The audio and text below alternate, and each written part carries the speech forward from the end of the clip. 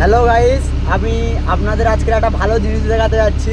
খুব মজা লাগবে আপনাদের। দেখুন, এই যে দেখুন, এই যে পুকুরটা কালকের আমি কাজ করছিলাম, দু সাইডে শুধু মানে হালকা করে মাটি নিয়ে পাড় বাঁধা হয়েছে। আর মনে করেছিলাম আজকের এসে পুকুরটা নিচে লেবে ফিনিশিং মারবো ও কাটা হবে, মানে ডাউন করা হবে। এখন ডাউন করা হয়নি, স্রেফ দু সাইডে পাড়টা বাঁধা হয়েছে। দেখুন, দাঁড়াও আমি একটু ভালো করে দেখাই।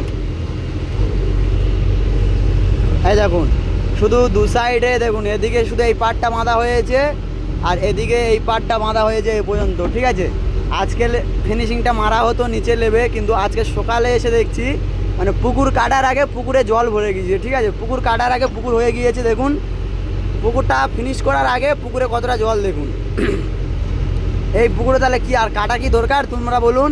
যেহেতু এতটা জল হয়ে গিয়েছে তো পুকুর তো হয়ে গিয়েছে। পার্টি দেখলে বুঝতে পারবে না, পার্টি মনে করবে ডিপ আছে অনেক, কাজও হয়ে গিয়েছে নাকি আপনাদের।